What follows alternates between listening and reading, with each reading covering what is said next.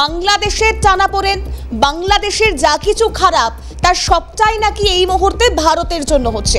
এই মন্তব্যই গোটা বাংলাদেশ জুড়ে ভাসছে। তুমি আমি আমরা সবাই দেখেছি জুলাই আগস্ট, শেখ হাসিনার পদত্যাগ, দেশত্যাগ, এই সমস্ত কিছুর মাঝেও ভারত বিদ্বেষী যে স্লোগান উঠেছিল সেই স্লোগানকে এখনো পর্যন্ত ধারাবাহিকভাবে বয়ে নিয়ে যাওয়া হচ্ছে।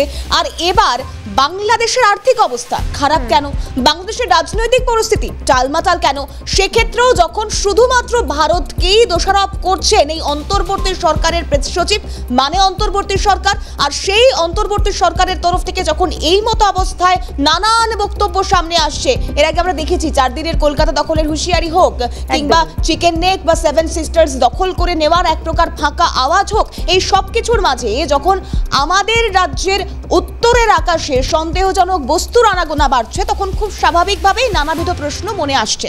অন্তত ভারত পাকিস্তানের যুদ্ধকালীন পরিস্থিতি, অপারেশন সিন্দুর বা সেই সময়ও অনেকাংশেই আন্তর্জাতিক সম্পর্ক বিশেষজ্ঞরা মনে করেছিলেন যে পাকিস্তান যখন নাস্তানাবুদ হয়ে যাচ্ছে, পাকিস্তান যখন কোণঠাসা হয়ে যাচ্ছে, পাকিস্তান যখন তার সর্বস্ব হারাতে বসেছে ভারতের চাপে, ভারতের চালে, ভারতের অপারেশনে, ঠিক তখন এই পাকিস্তানের বর্তমান বন্ধু বাংলাদেশ, যদিও আন্তর্জাতিক সম্পর্কের খাতিরে কোনো দেশই অন্য কোনো দেশের একদম ফিক্সড বন্ধু বা ফিক্সড শত্রু বলে কোনো বিষয় হয় না, এক একটা পরিস্থিতির উপর এক একটা দেশের সঙ্গে আরেকটা দেশের সম্পর্ক নির্ভর করে, ঠিক তেমন এই মুহূর্তে বাংলাদেশ তার পরম বন্ধু পাকিস্তান, পাকিস্তানের জঙ্গি হোক কিংবা পাকিস্তানের মদতপুষ্ট জঙ্গি বাহিনী, তারা বাংলাদেশকে সামনে রেখে ভারতের উপর আক্রমণ আনতে পারে এই একটা সম্ভাবনা প্রবল করা হয়েছিল।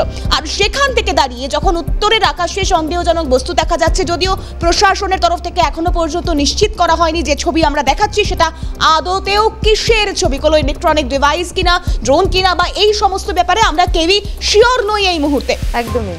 কিন্তু যেহেতু পরিস্থিতি অন্যরকম, সিঁদুরে মেঘ দেখলে ঘরপোড়া গরু জড়ায়, যেহেতু গোটা পরিস্থিতিতে ভারতকে এক প্রকার এক কোণায় করে দিতে যারা চাইছে, সেটা চীন হোক, সেটা বাংলাদেশ হোক, সেটা পাকিস্তান হোক, সেটা তুরস্ক হোক, তাদের সকলকেই কূটনৈতিক চাপের মধ্যে পড়তে হবে। কারণ ভারতের কূটনৈতিক চাপ, ভারত কূটনৈতিক ভাবনা চিন্তা যে পথ ধরে শুরু করে, হয়তো তার কোনো আন্দাজই এই পার্শ্ববর্তী রাষ্ট্রগুলো পায় না, যারা এই মুহূর্তে ভারত বিদ্বেষী কথাবার্তা বলছে।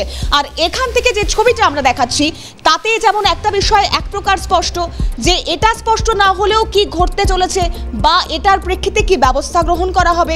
অন্যদিকে দাঁড়িয়ে সীমান্তের টানাপোড়েন, এর আগেও আমরা দেখেছি মাসুমা যে বিভিন্ন ক্ষেত্রে সীমান্তবর্তী এলাকা, কারণ ভারত বাংলাদেশের যে সীমান্ত 4000 কিলোমিটারের বেশি আন্তর্জাতিক সীমানা, তার মধ্যে 2000-এর বেশি সীমানা, 2000 কিলোমিটারের বেশি সীমানা শেয়ার শুধুমাত্র পশ্চিমবঙ্গের সঙ্গে বাংলাদেশে রয়েছে। সেক্ষেত্রে এই যে বিভিন্ন এলাকা, কোচবিহার হোক, ওদিকে নদিয়া হোক, মুর্শিদাবাদ হোক, উত্তর 24 পরগনা হোক, দক্ষিণ 24 পরগনা হোক, যে বিষয়গুলো, দক্ষিণ দিনাজপুর, এই যে বিষয়গুলো রয়েছে যেখান থেকে সীমানা শেয়ার আমরা করছি, সেই সীমানা শেয়ারে কিন্তু নানানভাবে সীমান্তবর্তী এলাকায় টানাপোড়েন, উত্তেজনা, বিজেপি ঢুকে যাওয়া বা বিএসএফ এর প্রতিহত করা, সেই প্রত্যেকটা ছবি আমরা দেখাবো মাসুমা। তবে তার আগে যে ছবিটা একবার এই যে বললাম, এই মুহূর্তে দাঁড়িয়ে ভারত তাদের কাছে সবথেকে বড় শত্রু, তাই তারা একটু সঙ্গে থাকো, ভারত তাদের কাছে প্রধান শত্রু, এই কথা তারা উল্লেখ করছেন, বলছেন। এমনকি প্রধান উপদেষ্টা প্রেস সচিব শফিকুল আলম তার মন্তব্যে সেই বিষয়টা ফুটে উঠেছে। কি বলেছেন তিনি, শোনাব।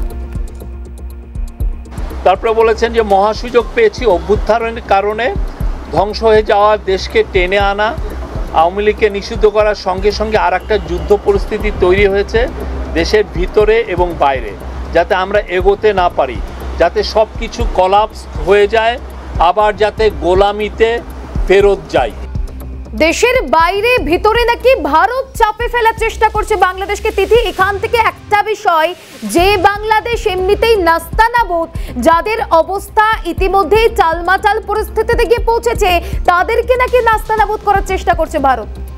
একেবারেই মাসুমা, কারণ দেখো এর মধ্যে গতকালও নিউজরুম থেকে যে বিষয় নিয়ে আলোচনা হয়েছিল, আমাদের চিফ রিপোর্টার যে বিষয়টা উত্থাপন করেছিলেন, এবং সেখান থেকে দাঁড়িয়ে প্রত্যেকটা ক্ষেত্রে আমরা দেখেছি মোহাম্মদ ইউনূস সে এক প্রকার ঋণে ডুবে রয়েছে। শুধু তাই নয়, বাংলাদেশের তাবড় তাবড় সাংবাদিকরা তারা অভিযোগ করছেন যে কোথাও একটা সমস্ত কিছুই যেন বেসরকারি সংস্থার হাতে তুলে দেওয়ার একটা প্রয়াস।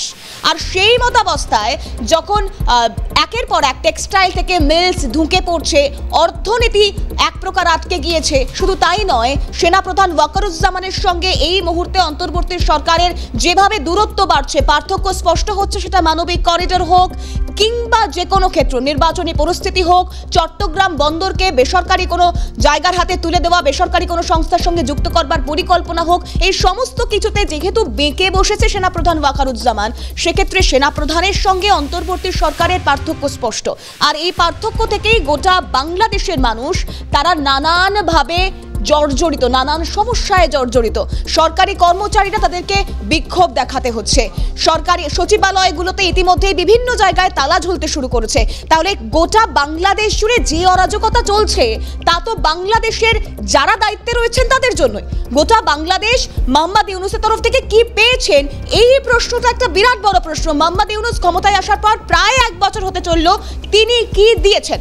এই মুহূর্তে অবসরপ্রাপ্ত সেনাকর্তা কর্নেল শান্তনু রায় রয়েছেন আমাদের সঙ্গে টেলিফোন লাইনে। আপনাকে স্বাগত জানাবো ক্যালকাটা নিউজে। একের পর এক পরিস্থিতি আমরা দেখলাম, এবং সব থেকে গুরুত্বপূর্ণ, ফাঁসি দেওয়ার আকাশের সন্দেহজনক বস্তু, সেটা ড্রোন হতে পারে বা অন্য কিছু, দিকে দিকে বাংলাদেশিরা তারা অনুপ্রবেশ করবার চেষ্টা করছে, বিএসএফ রুখে দিচ্ছে। যে পরিস্থিতি কিভাবে দেখছেন আপনি স্যার?